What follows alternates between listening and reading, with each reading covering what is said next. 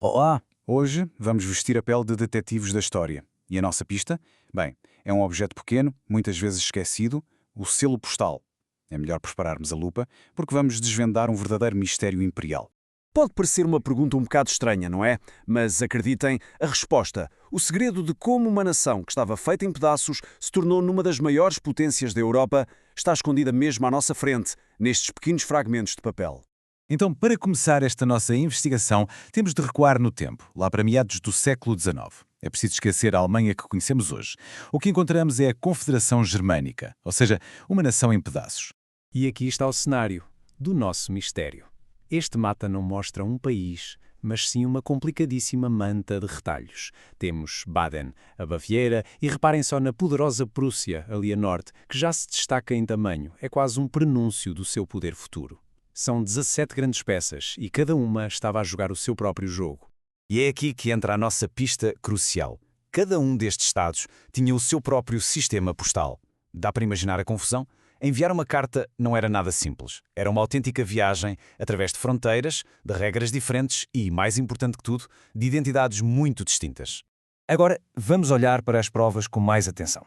Vamos focar-nos no estado de Baden, que é um exemplo perfeito da identidade regional riquíssima que estava prestes a ser transformada para sempre. As primeiras pistas estão mesmo aqui. Olhem bem para isto. Este slide mostra a revolução toda, num piscar de olhos. À esquerda, o caos de 1844, marcações feitas à mão, tudo muito complexo. À direita, a Ordem de 1859. Um único selo. Não só simplificou o pagamento, como basicamente gritou ao mundo: isto veio de Baden. É uma afirmação de identidade pura e dura. É importante lembrarmos deste termo, pré-filatélico. Significa, literalmente, antes dos selos. Era um mundo de processos manuais, muitas vezes um bocado caóticos. A chegada do selo postal não foi só uma questão de eficiência, foi um salto gigantesco no controle do Estado sobre o seu território e sobre a comunicação. E vejam só esta variedade. E atenção, isto é só de Baden, ao longo de 17 anos. Reparem nas cores, nos brasões, nos detalhes. Cada selo é uma pequena obra de arte, um manifesto em miniatura, que proclama a independência e o caráter único deste Estado. Uma diversidade que, na verdade, já estava com os dias contados. E claro, Baden não estava sozinho nisto. A Baviera, a Prússia, a Saxónia, todos entraram no jogo. Havia até um serviço privado poderosíssimo, o Tern e táxis, que emitia os seus próprios selos. A palavra-chave aqui é complexidade. Uma autêntica manta de retalhos postal, sem dúvida.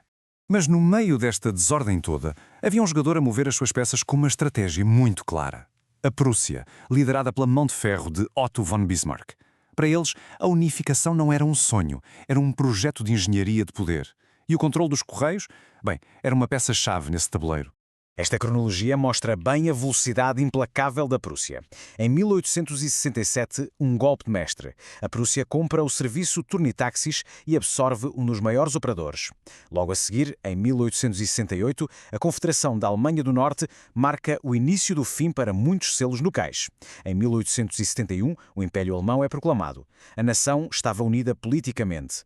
Mas como é que se sela essa união na mente das pessoas? Faltava o símbolo. A transformação foi total. O caos colorido de mais de 17 sistemas deu lugar à ordem de um só.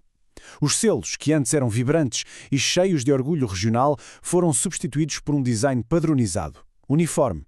A independência de cada Estado foi trocada pela unidade nacional, claro, sob a bandeira da Prússia. E aqui está a prova visual desta nova era. Estes são os selos da Confederação da Alemanha do Norte. Se os compararmos com os de Baden, a diferença é da noite para o dia. A ornamentação desapareceu, a beleza deu lugar à função, a individualidade foi substituída pela uniformidade. Isto é, no fundo, a estética da eficiência prussiana. E com isto chegamos ao clímax da nossa investigação. A unificação política estava feita, a unificação postal estava a um passo de acontecer, faltava só a pista final. O selo que iria representar não apenas um Estado, mas todo o Império. O Império Alemão foi proclamado em 1871. A estrutura política estava montada, como se vê aqui, com Bismarck a apontar para o futuro. Mas a moldura ainda estava vazia. Que imagem é que ia preencher este espaço e simbolizar a nova nação para o resto do mundo? A resposta chegou na forma de um símbolo antigo, poderoso e inequivocamente germânico. A primeira emissão de selos do Império, em 1872, trazia a águia germânica. Era o fim definitivo dos cores locais e o início de uma identidade visual imperial forte. 1872 é a data em que a última peça do puzzle alemão encaixou. O primeiro selo de uma Alemanha finalmente unificada entrou em circulação. Uma era de fragmentação chegava ao fim e uma era de império começava. Então, qual é o verdito da nossa investigação? A grande lição, se calhar, é que a história não vive só nos grandes monumentos ou nos tratados. Às vezes, os seus maiores segredos estão escondidos nos objetos mais pequenos e do dia-a-dia. O ponto crucial é mesmo este. Estes selos nunca serviram apenas para enviar cartas. Foram sempre declarações políticas. Foram manifestos em miniatura que nos contam a história épica da construção de uma nação, peça por peça, até à formação de um império. Isto, claro, deixa-nos a pensar. Fica aqui uma última pergunta. Se um simples selo nos consegue contar uma história tão rica e complexa sobre o século XIX, que objetos do nosso dia-a-dia, se calhar um e-mail, uma mensagem ou até um meme, que objetos é que vão contar a história da nossa era aos detetives do futuro? Fica a reflexão. Muito obrigado por acompanharem esta análise.